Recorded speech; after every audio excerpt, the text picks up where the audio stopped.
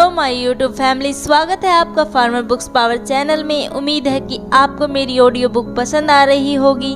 Video की गहराई में डूबने से पहले अगर आपने मेरे चैनल को सब्सक्राइब नहीं किया है तो प्लीज़ सब्सक्राइब कर दे, बेल आइकन को प्रेस कर दे और ऑल नोटिफिकेशन को सिलेक्ट कर दे ताकि हर आने वाली वीडियोज़ की अपडेट आपके पास तुरंत पहुँच सके।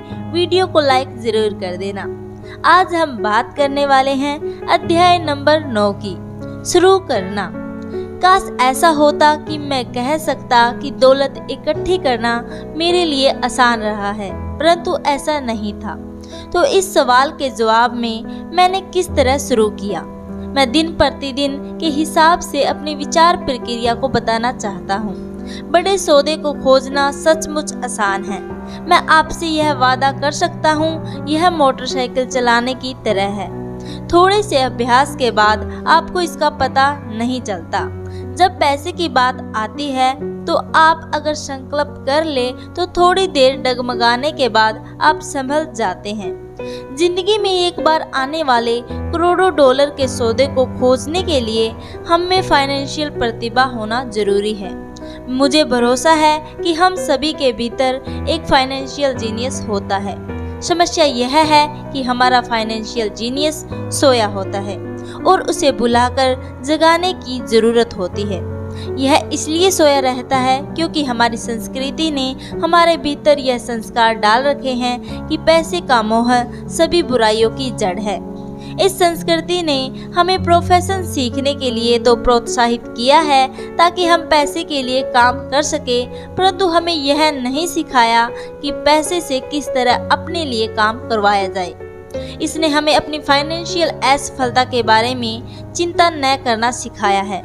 जब हमारे काम के दिन खत्म होंगे तो सरकार या हमारी कंपनी हमारी जिम्मेदारी संभाल लेगी, परंतु इसके लिए हमारे बच्चों को पैसा चुकाना होगा जो उसी स्कूल सिस्टम में शिक्षित होते हैं। संदेश यह है कि कड़ी मेहनत करो, पैसे कमाओ और इसे खर्च कर दो, और अगर हमारे पास पैसा कम हो तो हम हमेशा कर्ज तो ले ही सकते हैं।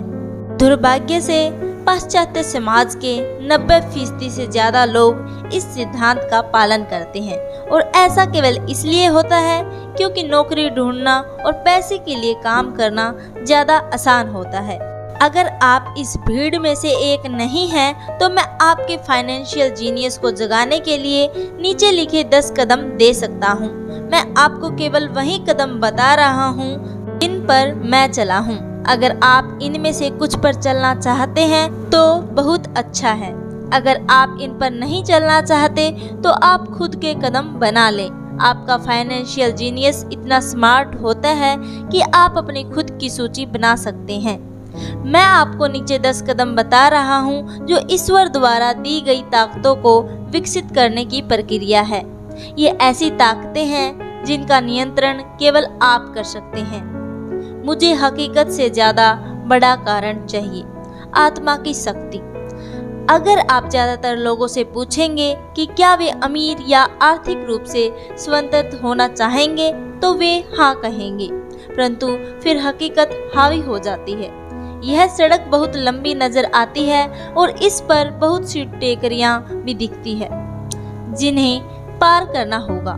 इसकी तुलना में यह ज्यादा आसान लगता है कि आप पैसे के लिए काम करें और बचे हुए पैसे अपने ब्रोकर को दे दें।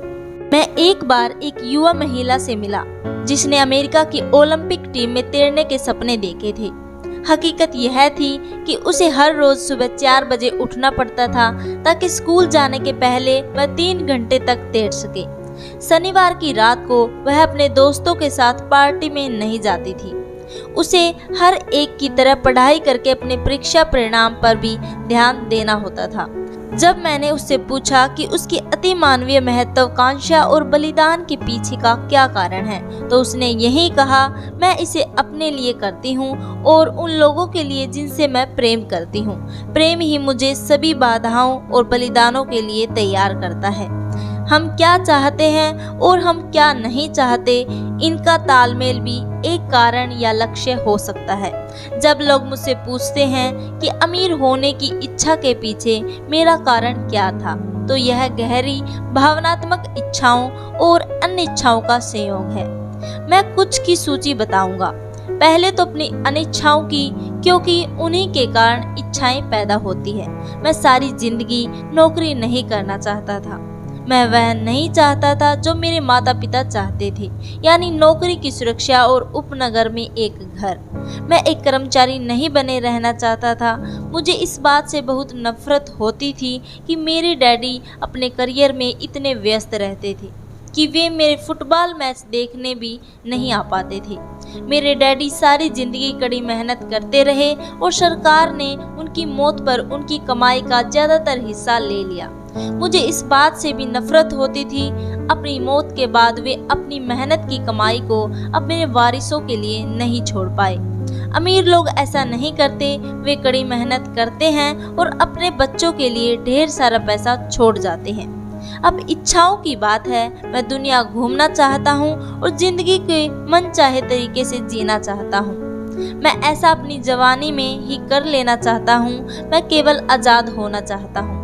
मैं अपने समय और अपनी जिंदगी पर नियंत्रण चाहता हूँ। मैं चाहता हूँ कि पैसा मेरे लिए काम करे। यह मेरे गहरे छुपे हुए भावनात्मक कारण हैं। आपके पास क्या कारण है? अगर वे पर्याप्त ताकतवर नहीं हैं, तो रास्ते में आगे आने वाली हकीकत आपके कारणों पर हावी हो जाएगी। मैंने कई बार पैसा गंवाया है और कई बार फिर से शुरू किया है, परंतु चूंकि मेरे पास गहरे भावनात्मक कारण थे, इसलिए मैं हर बार उठ खड़ा हुआ और आगे बढ़ता चला गया।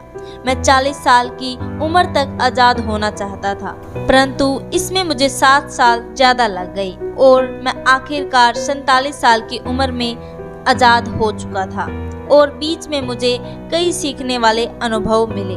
जैसा मैंने कहा, काश मैं कह सकता कि यह आसान था। यह बिल्कुल आसान नहीं था, परंतु यह कठिन भी नहीं था। लेकिन बिना दमदार कारण या लक्ष्य के जिंदगी में हर चीज कठिन होती है। अगर आपके पास कोई दमदार कारण नहीं है, तो आगे बढ़ने में कोई समझदारी नहीं है। इसमें बहुत ज्यादा मेहनत लगेगी। दूसरा है, मैं हर दिन विकल्प चुनता हूँ। विकल्प चुनने की ताकत, यह मुख्य कारण होता है कि लोग एक आजाद देश में रहना चाहते हैं। हमें चुनने का अधिकार चाहिए। पहले शिक्षा में निवेश करें। वास्तव में आपके पास जो इकलौती असली संपत्ति है, वह है आपका दिमाग, जो आपका सबसे शक्तिशाली यंत्र है। जैसा मैंने विकल्प की ताकत के बारे में कहा, पर्याप्त बड़े हो जाने के बाद हम में से हर एक के पास यह विकल्प मौजूद होता है कि हम अपने दिमाग में क्या रखते हैं। आप सारा दिन MTV देख सकते हैं, या गोल्फ मैगजीन पढ़ सकते हैं, या सिरेमिक्स की क्लास में जा सकते हैं, या फाइनेंशियल प्लानिंग की क्लास में जा सकते हैं। विकल्प आप चुनते हैं। ज्यादातर लोग बस निवेश खरीदते हैं, परंतु इसके पहले निवेश के बारे में ज्ञान हासिल करने के लिए जरा भी पैसा खर्च नहीं करते। मेरी एक मित्र है जो एक अमीर महिला है। अभी हाल में उनके घर पर चोरी हो गई। चोर उनके घर से टीवी और VCR ले गए और किताबें जैसी की तैसी छोड़ गए।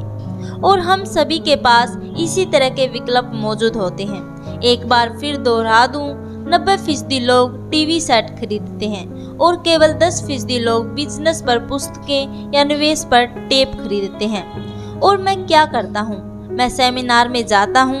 मैं ऐसे सेमिनारों को पसंद करता हूँ जो कम से कम 2 दिन लंबे हो, क्योंकि मैं विषय में पूरी तरह डूब जाना चाहता हूँ।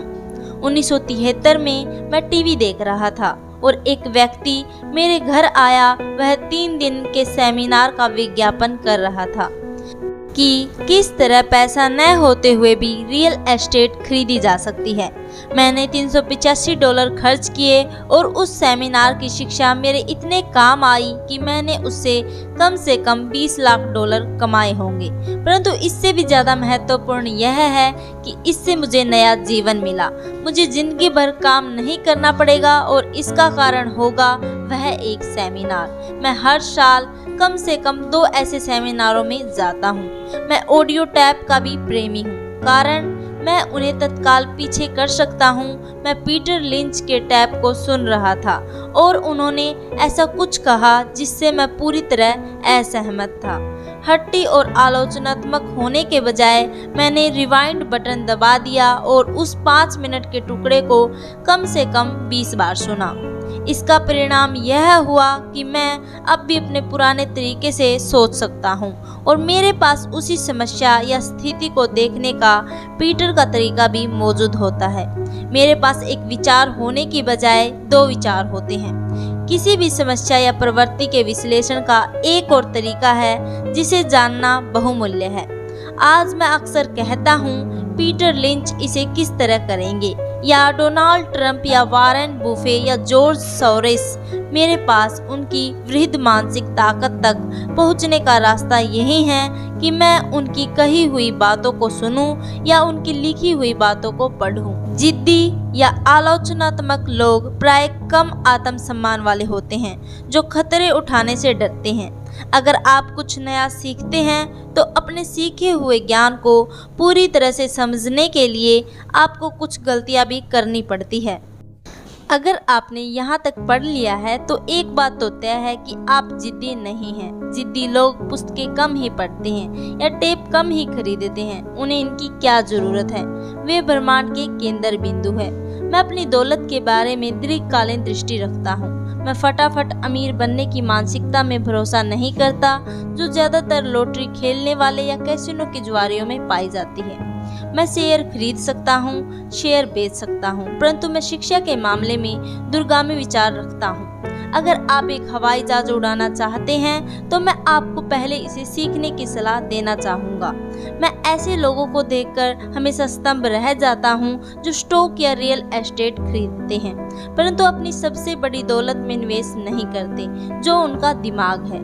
केवल 1 या 2 घर खरीद लेने से आप रियल एस्टेट के क्षेत्र में विशेषज्ञ नहीं बन जाते। यहाँ पर तीसरा कदम है, अपने दोस्तों को सावधानी से चुनें। साथ रहने की ताकत। सबसे पहले तो मैं यह बता दूं कि मैं अपने दोस्तों को उनके अमीरी के हिसाब से नहीं चुनता। मेरे ऐसे भी दोस्त हैं जिन्होंने गरीबी में जीने की कसम खाई है, और ऐसे दोस्त भी हैं जो हर साल करोड़ों कमाते हैं। मुद्दे की बात यह है कि मैं उन सभी से क्या सीखता हूँ और मैं पूरा मन लगाकर उनसे सीखने की कोशिश करता हूँ। मैं यह मानता हूँ कि मैंने अमीर लोगों की तलाश की है, परंतु मेरी नज़र उनकी दौलत पर नहीं बल्कि उनके ज्ञान पर थी। कई मामलों में ऐसे अमीर लोग मेरे दोस्त बन गए, जबकि कई बार ऐसा नहीं हुआ। परंतु मैं आपको एक अंतर बताना चाहूँगा। मैंने पाया है कि मेरे पैसे वाले दोस्त पैसे के बारे में बात करते हैं, और मेरा यह मतलब नहीं है कि उन्हें पैसे का घमंड है। वे इस विषय में रुचि रखते हैं, इसीलिए मैं उनसे सीखता हूँ और वो मुझसे। मेरे वे दोस्त जो आर्थिक दलदल में फंसे हुए हैं, वे पैसे या व्यवसाय या निवेश के बारे में बात करना पसंद नहीं करते। उनकी नज़र में ऐसा करना मूर्खतापूर्ण या बेईमानी होता है। इसीलिए मैं अपने गरीब दोस्तों से यह सीखता हूँ कि मुझे क्या नहीं करना चाहिए। मेरे कई दोस्त हैं जिन्होंने अपनी छोटी सी जिंदगी में अरबों डॉलर कमाए हैं। उनमें से 3 ने एक ही अनुभव बताया है। उनके गरीब दोस्त उनसे यह पूछने कभी नहीं आए कि उन्होंने ऐसा किस तरह किया, परंतु वे उनसे 2 में से एक चीज या दोनों ही चीजों के बारे में मदद मांगने आए, कर्ज या नौकरी। चेतावनी, गरीब या डरे हुए लोगों की मत सुनिए। मेरे कई गरीब दोस्त हैं जिनसे मैं प्रेम भी करता हूँ, परंतु वे जिंदगी के डरे हुए मुर्गे हैं। जब पैसे की बात आती है, खासकर निवेश की, तो उनकी नज़र में आसमान हमेशा गिरने वाला होता है। वे आपको हमेशा यह बात बता सकते हैं कि कोई चीज़ क्यों कामयाब नहीं होगी।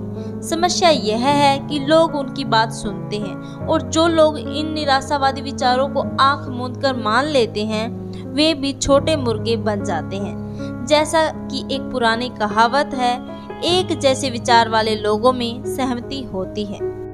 मैं तो यही कहूँगा कि दौलत बनाने में सबसे कठिन चीज़ यह है कि आप अपने प्रति ईमानदार रहें और भीड़ के साथ चलने की इच्छा न रखें। बाजार में आमतौर पर भीड़ सबसे बाद में आती है और इसीलिए हलाल हो जाती है। अगर मुख पृष्ठ पर किसी बड़े सौदे की खबर छपी है तो ज़्यादातर मामलों में बहुत देर हो चुकी है।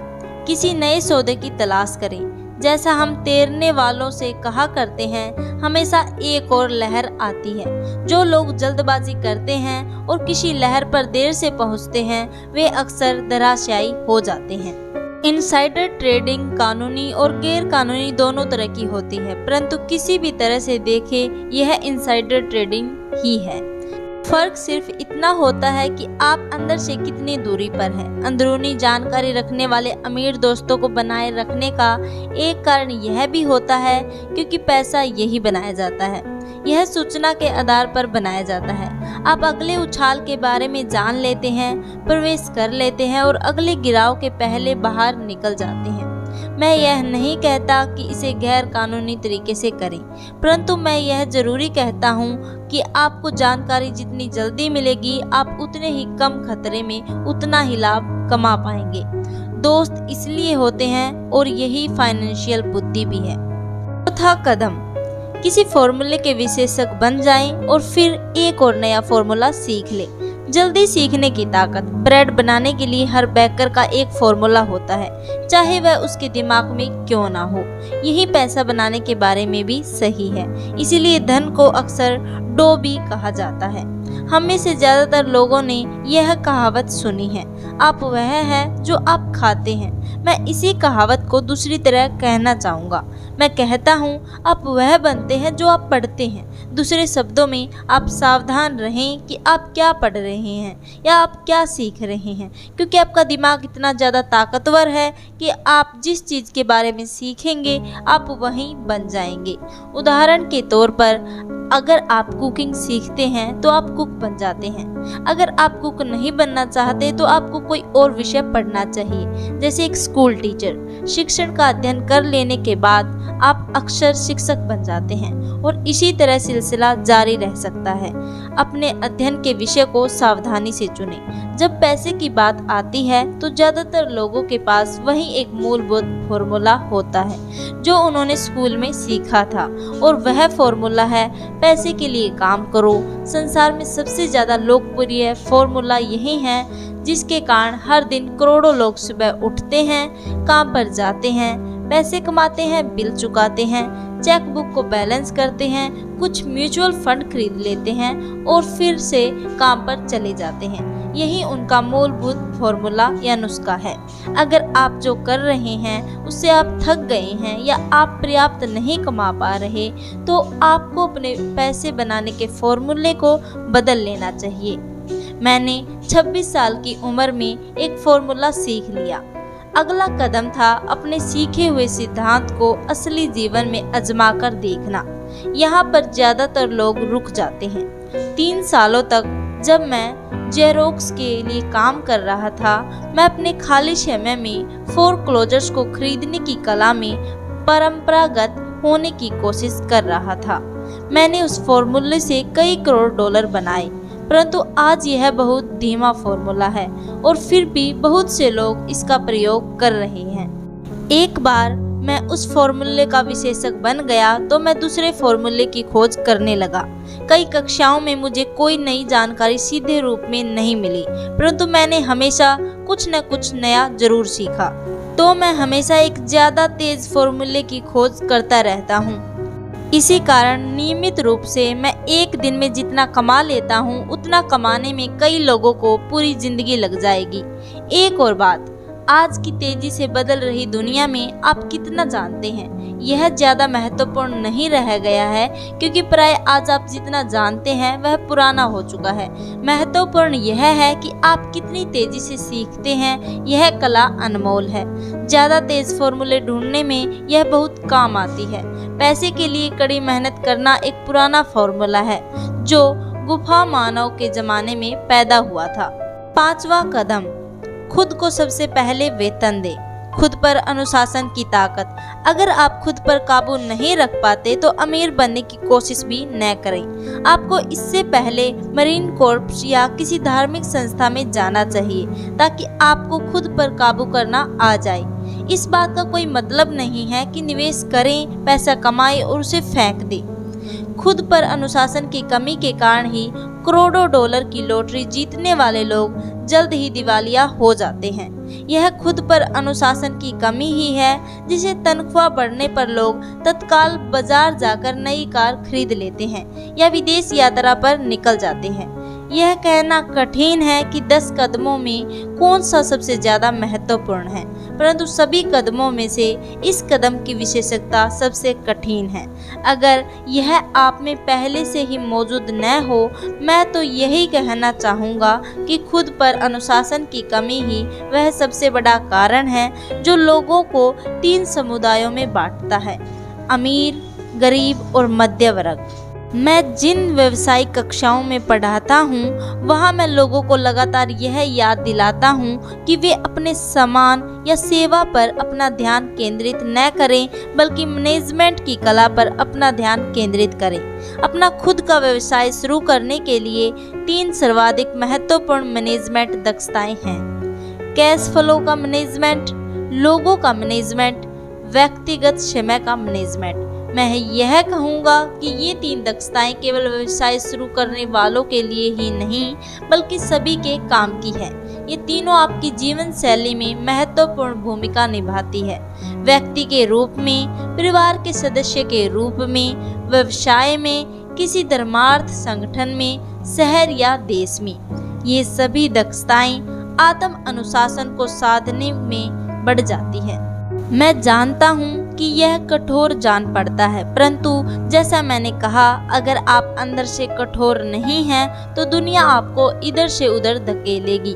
अगर आप आर्थिक दबाव पसंद नहीं करते हो तो एक ऐसा फॉर्मूला खोज लें जो आपके लिए कारगर साबित हो। एक अच्छा फॉर्मूला यह होगा कि खर्च कम किया जाए, पैसे को बैंक में रखा जाए, ज़्यादा इनकम टैक्स चुकाया जाए और सुरक्षित म्यूचुअल फंड्स खरीदे जाएं और औसत बने रहने की कसम खाई जाए। परंतु यह खुद को सबसे पहले भुगतान करें के सिद्धांत का उल्लंघन करता है। यह नियम आत्म बलिदान या आर्थिक संन्यास को प्रोत्साहित नहीं करता है। इसका मतलब यह नहीं है कि खुद को सबसे पहले पैसे देने के बाद भूखे मरो।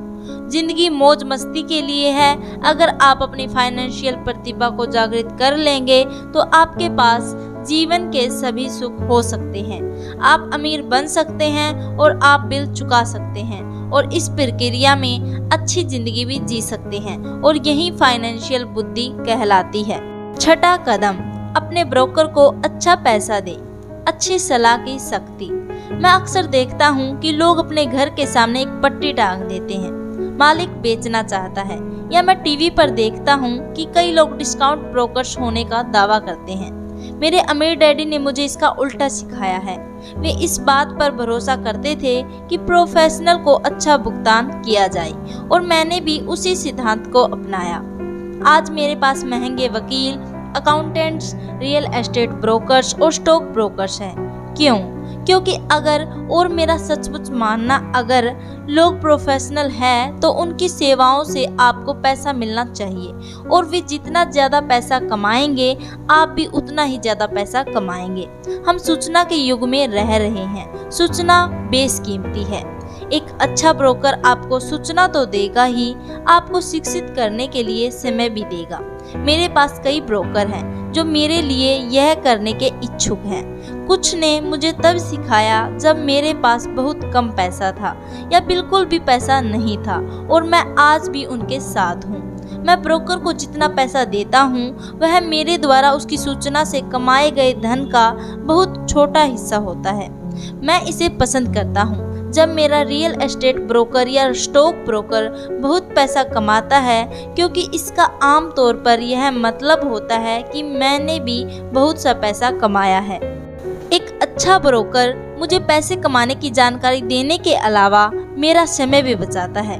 जैसे उस समय जब मैंने खाली जमीन के टुकड़े को $9,000 में खरीदा और तत्काल इसे $25,000 में बेच दिया ताकि मैं अपने लिए जल्दी से कार खरीद सकूं। ब्रोकर आपके लिए बाजार की आंख और कान है। वे हर रोज वहां होते हैं और इसीलिए मेरी वहां कोई जरूरत नहीं होती। मैं उसके बजाय गोल्फ खेल सकता हूँ। इसके अलावा जो लोग खुद ही अपना घर बेचते हैं उनके लिए खुद के समय की कोई खास कीमत नहीं होती।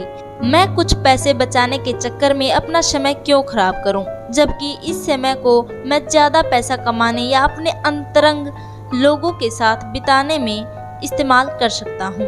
मुझे यह बहुत मजेदार लगता है कि इतने ज्यादा गरीब और मध्य वर्गीय लोग रेस्तरां में खराब सर्विस के बावजूद 15 से 20% टिप देते हैं और ब्रोकर को 3 से 7% देने में आनाकानी और शिकायत करते हैं। सभी ब्रोकर एक जैसे नहीं होते।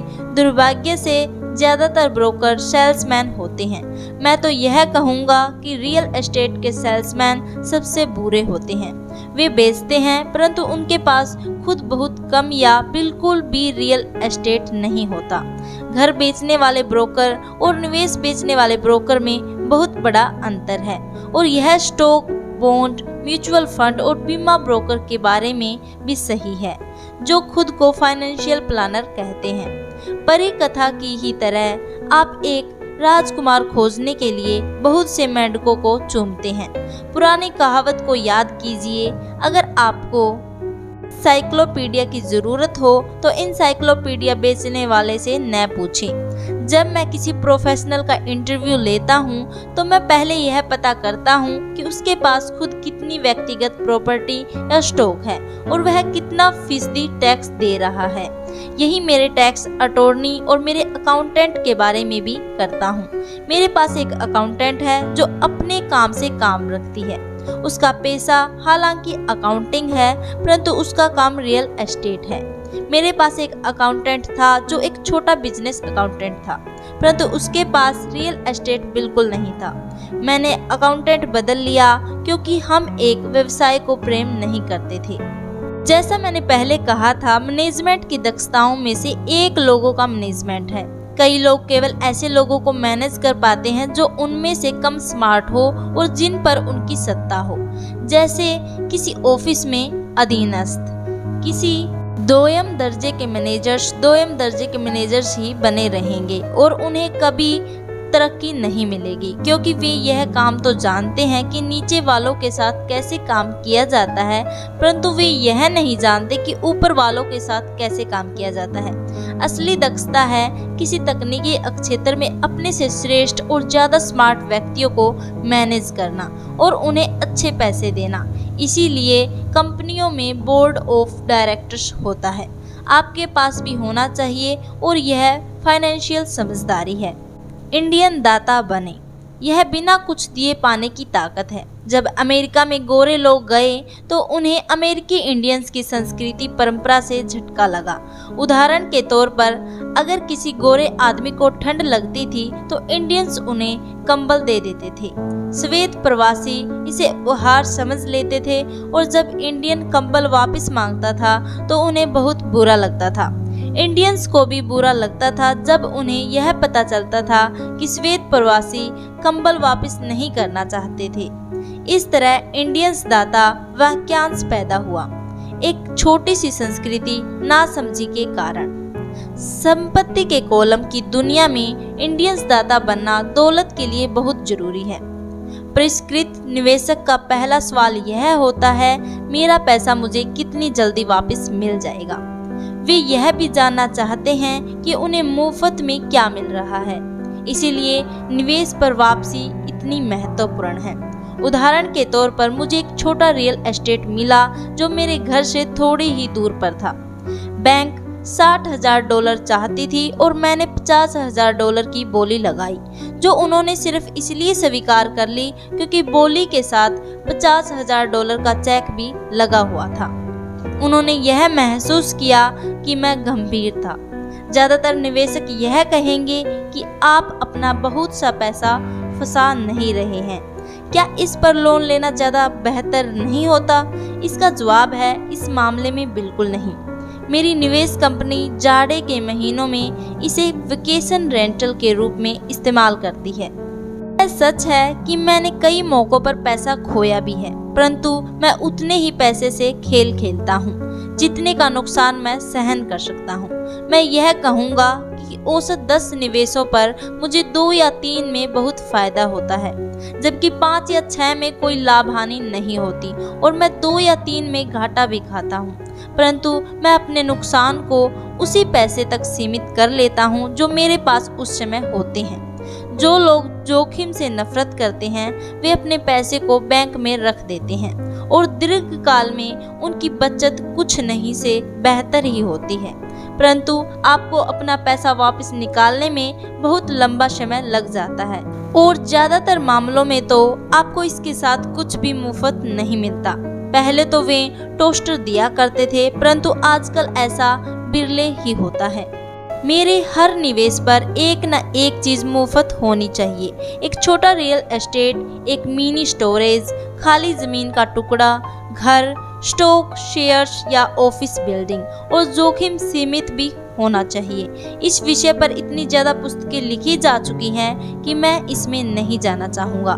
मैकडोनाल्ड के मशहूर रे क्रोक हैमबर्गर फ्रेंचाइजी इसीलिए नहीं बेचते थे क्योंकि उन्हें हैमबर्गर से प्यार था, बल्कि इसलिए क्योंकि उन्हें उस फ्रेंचाइजी के साथ आने वाला रियल एस्टेट मुफ्त मिलता था। तो समझदार निवेशकों को ब्याज की दर से ज़्यादा चीज़ों का ध्यान रखना चाहिए। आपका पैसा वापस मिल जाने पर आपके पास क्या संपत्ति आती है यह भी महत्वपूर्ण है। यही फाइनेंशियल समझदारी है। कदम नंबर 8, संपत्ति से विलासिता की चीजें खरीदी जाती है। केंद्रित करने की शक्ति।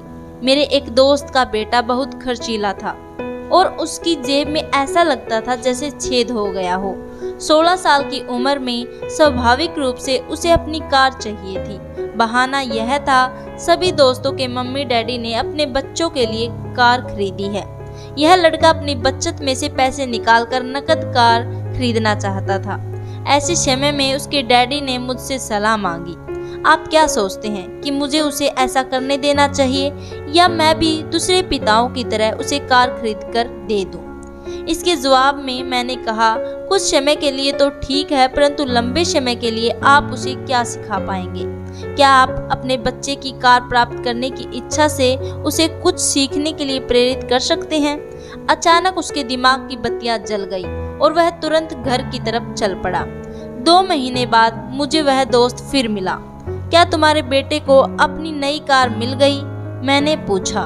नहीं, उसे नहीं मिली, परंतु मैं गया और उसे कार के लिए $3000 दे दिए। मैंने उससे कहा कि वह अपने कॉलेज के पैसे की बजाय मेरे पैसे का उपयोग करे। मैंने कहा, यह तो आपकी उदारता है। नहीं, उस पैसे के साथ एक शर्त भी जुड़ी है। मैंने आपकी सलाह मान ली और उसकी कार खरीदने की प्रबल इच्छा के साथ सीखने की शर्त भी रखी। शर्त क्या है? मैंने पूछा। पहले तो हमने आपके कैश फ्लो गेम का सहारा लिया। हमने इसे खेलते हुए पैसे के समझदारी से इस्तेमाल पर एक लंबा विचार विमर्श किया। फिर मैंने उसे वॉल स्ट्रीट जर्नल की सदस्यता दिलवा दी और स्टॉक मार्केट पर कुछ पुस्तकें भी दिलवाई। फिर दिक्कत कहाँ थी? मैंने उससे कहा कि $3000 उसके हैं, परंतु वह इनसे सीधे कार नहीं खरीद सकता। वह इनसे स्टॉक खरीद और बेच सकता है, खुद का ब्रोकर ढूंढ सकता है और एक बार वह इन $3000 के $6000 बना लेता है तो वह अपनी कार खरीद सकता है और बाकी के $3000 उसके कॉलेज के फंड में जाएंगे। मैंने पूछा, और उसके परिणाम क्या निकले? वह शुरुआत में किस्मत वाला रहा, परंतु कुछ दिनों बाद उसने अपने मुनाफे की सारी रकम गंवा दी। तब वह सचमुच रुचि लेने लगा। आज चाहे वह $2000 के घाटे में है, परंतु उसकी रुचि बहुत बढ़ गई है। उसने मेरे द्वारा खरीदी सारी पुस्तकें पढ़ डाली और वह और ज्यादा पुस्तकों की खोज में पुस्तकालय भी गया था। वह मन लगाकर वॉल स्ट्रीट जर्नल पढ़ता है, सूचकों पर नजर रखता है और MTV की बजाय CNBC देखता है। उसके पास केवल $1000 बचे हैं, परंतु उसकी रुचि और ज्ञान आसमान छू रहे हैं। वह जानता है कि अगर वह इस पैसे को खो देगा तो फिर उसे 2 सालों तक अपने पैरों पर ही चलना पड़ेगा, परंतु उसे उसकी कोई खास चिंता नहीं। अब उसे कार हासिल करने में ज़्यादा रुचि नहीं है, क्योंकि उसे एक ऐसा खेल मिल गया है जिसमें उसे ज़्यादा आनंद मिलता है। क्या होगा अगर वह सारा पैसा हार जाता? मैंने पूछा। जब होगा तब देखा जाएगा। मैं तो चाहूँगा कि वह अभी सारा पैसा हार जाए, बजाय इसके कि वह हमारी उम्र में आकर सारा पैसा हारे। और इसके अलावा मैं तो यह मानता हूँ कि उसकी शिक्षा पर खर्च किए गए यह सर्वश्रेष्ठ $3000 थे। जो वह सीख रहा है वह जिंदगी भर उसके काम आएगा, और वह पैसे की ताकत का सम्मान करना भी सीख गया है। मुझे लगता है कि अब उसकी जेब का छेद बंद हो चुका है। जितनी जल्दी आप खुद को और अपने प्रियजनों को पैसे के शासक के रूप में प्रशिक्षित कर लेंगे, उतना ही आपके लिए बेहतर होगा। पैसा बहुत बड़ी ताकत है। दुर्भाग्य से लोग पैसे की ताकत को अपने खिलाफ इस्तेमाल करते हैं। अगर आप में पैसे की समझ कम है तो पैसा आपके ऊपर राज करेगा। आप इसके लिए जिंदगी भर काम करते रहेंगे। पैसे के ऊपर शासन करने के लिए आपको इससे ज़्यादा स्मार्ट बनना होगा। फिर पैसा वही करेगा जो आप इससे कहेंगे। यह आपकी आज्ञा का पालन करेगा। इसके गुलाम होने की बजाय आप इसके मालिक होंगे। यही आर्थिक समझदारी है। कदम नंबर 9, नायकों की जरूरत, मिथक की ताकत। जब मैं छोटा था तब मैं विली मेज, हैंक ओरन, योगी बेरा का बहुत बड़ा प्रशंसक था। वे मेरे आदर्श थे। लिटिल लीग खेल रहे बच्चे के रूप में मैं उन्हीं की तरह होना चाहता था। मैंने उनके बेसबॉल कार्ड भी सहेज कर रखे थे। मैं उनके बारे में सब कुछ जान लेना चाहता था। मैं उनके बारे में सभी आंकड़े जानता था, उनकी बैटिंग के औसत, उनको मिलने वाली धनराशि और वे किस तरह बड़े हुए, सब कुछ। मैं सब कुछ इसलिए जानना चाहता था क्योंकि मैं उनके जैसा बनना चाहता था। 9 या 10 साल की उम्र में मैं जब बेसबॉल खेलने के लिए मैदान पर जाता था तो मैं नहीं जाता था, बल्कि मेरे रूप में योगी या हैंक मैदान पर उतरते थे। यह सीखने के सबसे सशक्त तरीकों में से एक है जो हम बड़े होने के बाद खो देते हैं। हम अपने नायकों को खो देते हैं। हम अपने नौसिखियापन को खो देते हैं।